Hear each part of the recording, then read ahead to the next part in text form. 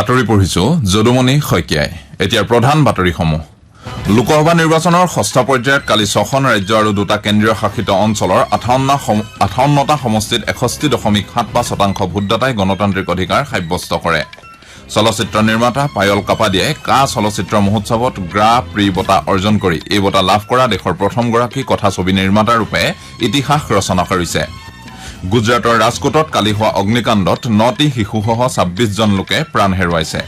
অলিম্পিকত পদক বিজেতা PV সিন্ধু আজি কুৱালালামপুৰত অনুষ্ঠিত মালয়েছিয়া মাষ্টাৰ্ছ বেডমিণ্টন প্ৰতিযোগিতাৰ মহিলাৰ ছিংগলছৰ ফাইনেলত অৱতীৰ্ণ হ'ব। আৰু ছানৰাইজাৰ্ছ হায়দৰাবাদ আজি চেন্নাইত হ'বলগীয়া IPL ক্ৰিকেট প্ৰতিযোগিতাৰ ফাইনেলত কলকাতা নাইট ৰাইডাৰ্ছৰ সন্মুখীন হ'ব।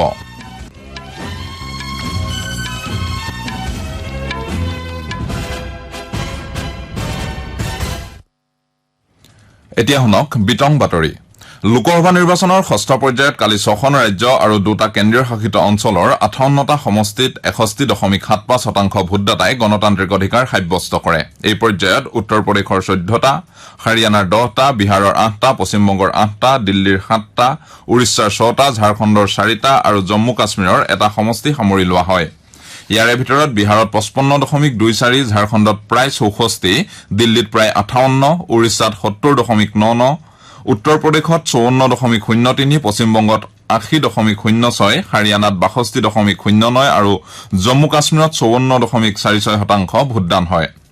ভোটগ্ৰহণৰ সামৰণি পৰাৰ লগে লগে এই পৰ্যায়ত প্ৰতিদ্বন্দ্বিতা আগবঢ়োৱা 889 গৰাকী প্ৰাৰ্থীৰ ৰাজনৈতিক ভাগ্যও EVMত বন্দী হয়। ষষ্ঠ পৰ্যায়ত নিৰ্বাচনী যুঁজত অৱতীৰ্ণ হোৱা প্ৰাৰ্থীসকলৰ ভিতৰত বিজেপিৰ জ্যেষ্ঠ নেতা মানেকা গান্ধী, ধৰ্মেন্দ্ৰ প্ৰধান, মনোহৰ লাল খট্টৰ, মনোজ তিৱাৰী, কংগ্ৰেছৰ দীপেন্দ্ৰ সিং হুডা, কুমাৰী চেলজা, ৰাজ বাব্বৰ, কানহাইয়া কুমাৰ, সমাজবাদী পাৰ্টীৰ ধৰ্মেন্দ্ৰ যাদৱ আৰু PDPৰ মুৰব্বী মেহবুবা মুফতি অন্যতম। লোকসভা নিৰ্বাচনৰ ষষ্ঠ পৰ্যায়ৰ সমান্তৰালভাৱে কালি ওড়িশা বিধানসভাৰ 42খন আসনৰ বাবেও ভোটগ্ৰহণ সম্পন্ন হয়। ওড়িশা বিধানসভা নিৰ্বাচনৰ তৃতীয় পৰ্যায়ত সামৰি লোৱা এই সমষ্টিকেইটাত 70.99% ভোটদাতাই ভোটদান অধিকাৰ সাব্যস্ত কৰে। চলচ্চিত্ৰ নিৰ্মাতা পায়ল কাপাডিয়াই কালি কা চলচ্চিত্ৰ মহোৎসৱত গ্ৰা প্ৰি বঁটা অৰ্জন কৰি এই বঁটা লাভ কৰা দেশৰ প্ৰথমগৰাকী কথাছবি নিৰ্মাতা ৰূপে ইতিহাস ৰচনা কৰে। তেওঁ অল উই ইমাজিন এজ লাইট নামৰ কথাছবিখনৰ বাবে এই চলচ্চিত্ৰ মহোৎসৱত দ্বিতীয় সবাতোকৈ সন্মানীয় পুৰস্কাৰ লাভ কৰে। অল উই ইমাজিন এজ লাইট কা মহোৎসৱৰ মূল প্ৰতিযোগিতাত প্ৰদৰ্শন কৰা ভাৰতীয় মহিলা পৰিচালকৰ প্ৰথমখন কথাছবি। কাপাডিয়াৰ কথাছবিখনে ফ্ৰান্সিছ ফৰ্ড কোপালা, চিন বেকৰ, ইয়গৰ্ছ লেন্থিমোছ, পল শ্ৰেডৰ, মেগনাছ ৱাৰ্নহৰ্ন আৰু পাৱেলো চৰেটিনোৰ দৰে বিশ্ব প্ৰসিদ্ধ পৰিচালকৰ সৈতে প্ৰতিযোগিতাত ভাগ লয়। লেডি ৱাৰ্ড আৰু বাৰ্বি পৰিচালক গ্ৰেটা গেৰউইকক জুৰি অধ্যক্ষতা কৰে। 3 বছৰ পূৰ্বে পায়ল কাপাডিয়াই এ নাইট অফ নয়িং নথিঙৰ বাবে সৰ্বশ্ৰেষ্ঠ তথ্যচিত্ৰৰ লে প্ৰি ডু ডকুমেণ্টাৰী বঁটা লাভ কৰিছিল।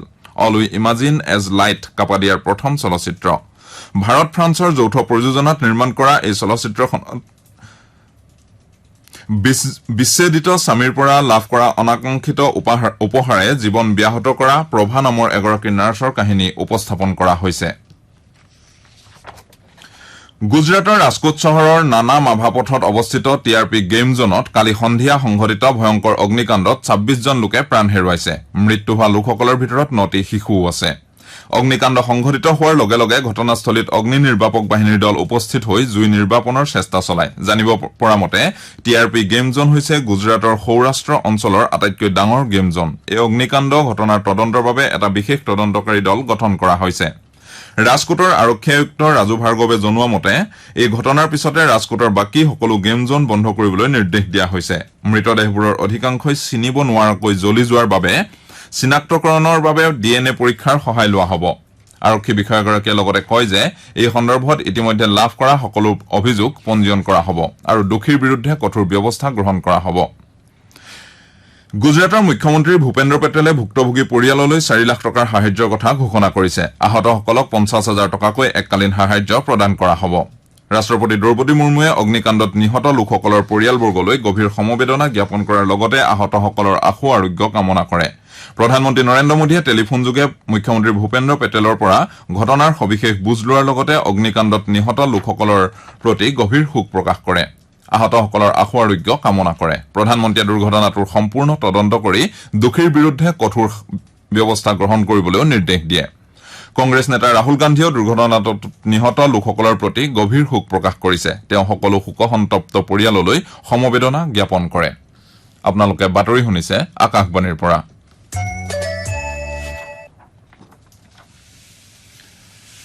দেশত লোকসভা নিৰ্বাচনৰ সপ্তম তথা অন্তিম পৰ্যায়ৰ বাবে প্ৰচাৰ অভিযান তীব্ৰতৰ হৈ উঠিছে বিভিন্ন দলৰ নেতাসকলে ভোটদাতাৰ মন জয় কৰাৰ বাবে আপ্ৰাণ চেষ্টা চলোৱা পৰিলক্ষিত হৈছে এই পৰ্যায়ত পহিলা জুনত 7খন ৰাজ্য আৰু এটা কেন্দ্ৰীয় শাসিত অঞ্চলৰ 57টা সমষ্টিত ভোট গ্ৰহণ কৰা হ'ব সপ্তম পৰ্যায়ত মুঠ 904 গৰাকী প্ৰাৰ্থীয়ে প্ৰতিদ্বন্দ্বিতা আগবঢ়াইছে প্ৰধানমন্ত্ৰী তথা বিজেপিৰ জ্যেষ্ঠ নেতা নৰেন্দ্ৰ মোদীয়ে কালি বিহাৰৰ বাক্সাৰ সংসদীয় সমষ্টিৰ অহিৰৌলিত এখন নিৰ্বাচনী সভাত ভাষণ দি লোকসভা নিৰ্বাচনত INDI মিত্ৰজোঁটৰ পতন ঘটিব বুলি দাবী কৰে ইয়াৰ পূৰ্বে শ্ৰী মোদীয়ে কাৰাকাটাত আৰু পাটলিপুত্ৰ সংসদীয় সমষ্টিত দুখন নিৰ্বাচনী সভাত অংশ লয় প্ৰধানমন্ত্ৰী তথা বিজেপিৰ জ্যেষ্ঠ নেতা নৰেন্দ্ৰ মোদীয়ে উত্তৰ প্ৰদেশৰ গাজীপুৰতো দলীয় প্ৰাৰ্থীৰ সমৰ্থনত প্ৰচাৰ চলায় আনহাতে সমাজবাদী পাৰ্টিৰ মুৰব্বী অখিলেশ যাদৱৰ পত্নী ডিম্পল যাদৱ আৰু কংগ্ৰেছৰ সাধাৰণ সম্পাদক প্ৰিয়ংকা গান্ধী ৱাদ্ৰাই কালি বাৰাণসী এটা ৰোড শ্ব'ত অংশগ্ৰহণ কৰে আনহাতে কংগ্ৰেছৰ সাধাৰণ সম্পাদকগৰাকীয়ে সমাজবাদী পাৰ্টিৰ ৰাষ্ট্ৰীয় সভাপতি অখিলেশ যাদৱৰ সৈতে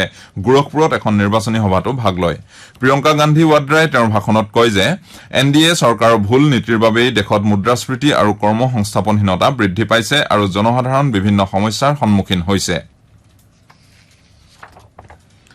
ভাৰতীয় বতৰ বিজ্ঞান বিভাগে ৰেমল নামৰ ঘূৰ্ণী বতাহজাকৰ আশংকাত উত্তৰ পূৰ্বাঞ্চল আৰু বাংলাদেশৰ বাবে সতৰ্কতা জাৰি কৰিছে বতাহজাকে আজি পশ্চিমবংগত খুন্দা মৰাৰ সম্ভাৱনা আছে বতাহজাকৰ প্ৰভাৱত বাংলাদেশ আৰু পশ্চিমবংগৰ উপকূলীয় অঞ্চলত ধাৰাসাৰ বৰষুণ হোৱাৰ আৰু প্ৰচণ্ড বতাহ বলাৰ সম্ভাৱনা আছে পশ্চিমবংগ বাংলাদেশৰ উপকূল ভাগ ত্ৰিপুৰা আৰু উত্তৰ পূৰ্বাঞ্চলত আন কেইখনমান ৰাজ্যত বতাহজাকৰ প্ৰভাৱ পৰিব পাৰে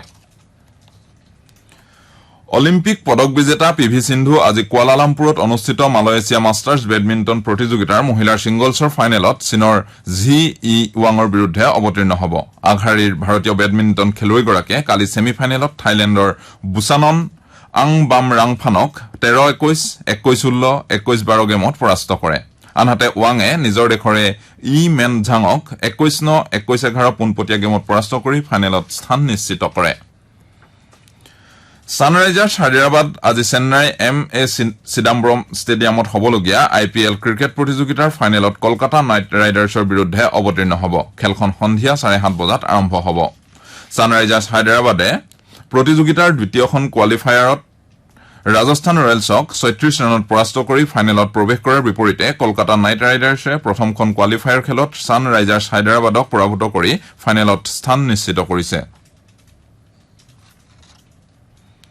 2 জুনত আৰম্ভ হ'বলগীয়া T20 বিশ্বকাপ ক্ৰিকেট প্ৰতিযোগিতাত অংশগ্ৰহণ কৰাৰ বাবে অধিনায়ক ৰোহিত শৰ্মা সহ ভাৰতীয় খেলুৱৈৰ প্ৰথমটো দল কালি আমেৰিকা যুক্তৰাষ্ট্ৰলৈ ৰাওনা হয় দলটোত ৰোহিত শৰ্মাৰ উপৰি জসপ্ৰীত বুমৰাহ সূৰ্যকুমাৰ যাদৱ ৰবীন্দ্ৰ জাদেজা শিৱম দুবে মহম্মদ সিৰাজ অৰ্শদীপ সিং খলিল আহমেদ কুলদীপ যাদৱ অক্ষৰ পেটেল মুখ্য প্ৰশিক্ষক ৰাহুল দ্ৰবিড় আৰু বেটিং প্ৰশিক্ষক বিক্ৰম ৰাথোৰ আছে আমেৰিকা যুক্তৰাষ্ট্ৰ আৰু ৱেষ্ট ইণ্ডিজে 2 জুনৰ পৰা 29 জুনলৈ যুটীয়াভাৱে T20 বিশ্বকাপ ক্ৰিকেট প্ৰতিযোগিতাৰ আয়োজন কৰিছে কোৰিয়াৰ ইয়েছেউনত অনুষ্ঠিত আৰ্চাৰী বিশ্বকাপ 2024ৰ দ্বিতীয় পৰ্যায়ত ভাৰতৰ অদিতি স্বামী জ্যোতি সুৰেখা ভেন্নাম আৰু পাৰ্নিত কৌৰৰ দলটোৱে সোণৰ পদক লাভ কৰিছে ভাৰতীয় মহিলাৰ দলটোৱে তুৰ্কীৰ হাজাল বুৰুন আইছে বেৰা সুজাৰ আৰু বেগম ইউবাক পৰাস্ত কৰি সোণৰ পদক দখল কৰিবলৈ সক্ষম হয় ইয়াৰ পূৰ্বে ভাৰতীয় ধনুৰ্বিদৰ দলটোৱে কোৱাৰ্টাৰ ফাইনেলত ইটালীৰ বিৰুদ্ধে 236-234 ফলাফলত জয়লাভ কৰি ছেমি ফাইনেলত আমেৰিকাক 233-229 ফলাফলত পৰাস্ত কৰিছিল আনহাতে প্ৰতিযোগিতাত আজি তিনিবাৰৰ অলিম্পিয়ান দীপিকা কুমাৰীয়ে মহিলাৰ ব্যক্তিগত শাখাৰ ছেমি ফাইনেলত দক্ষিণ কোৰিয়াৰ লিম সিহিয়নৰ বিৰুদ্ধে প্ৰতিদ্বন্দ্বিতা কৰিব বাতৰি শেষ কৰাৰ পূৰ্বে প্ৰধান বাতৰিকেইটা আকৌ এবাৰ পঢ়ি দিছো লোকসভা নিৰ্বাচনৰ ষষ্ঠ পৰ্যায়ত কালি 6খন ৰাজ্য আৰু 2টা কেন্দ্ৰীয় শাসিত অঞ্চলৰ 58টা সমষ্টিত 61.75% ভোটদাতাই গণতান্ত্ৰিক অধিকাৰ সাব্যস্ত কৰে চলচ্চিত্ৰ নিৰ্মাতা পায়ল কাপাডিয়াই কা চলচ্চিত্ৰ মহোৎসৱত গ্ৰা প্ৰি বঁটা অৰ্জন কৰি এই বঁটা লাভ কৰা দেশৰ প্ৰথমগৰাকী কথাছবি নিৰ্মাতা ৰূপে ইতিহাস ৰচনা কৰিছে গুজৰাটৰ ৰাজকোটত কালি হোৱা অগ্নিকাণ্ডত 9টি শিশুসহ 26 জন লোকে প্ৰাণ হেৰুৱাইছে অলিম্পিক পদক বিজেতা PV সিন্ধু আজি কুয়ালালামপুৰত অনুষ্ঠিত মালয়েছিয়া মাষ্টাৰ্ছ বেডমিণ্টন প্ৰতিযোগিতাৰ মহিলাৰ ছিংগলছৰ ফাইনেলত অৱতীৰ্ণ হ'ব আৰু সানৰাইজাৰ্ছ হায়দৰাবাদ আজি চেন্নাইত হ'বলগীয়া IPL ক্ৰিকেট প্ৰতিযোগিতাৰ ফাইনেলত কলকাতা নাইট ৰাইডাৰ্ছৰ সন্মুখীন হ'ব আমাৰ এতিয়াৰ বাতৰি ইমানতে শেষ হ'ল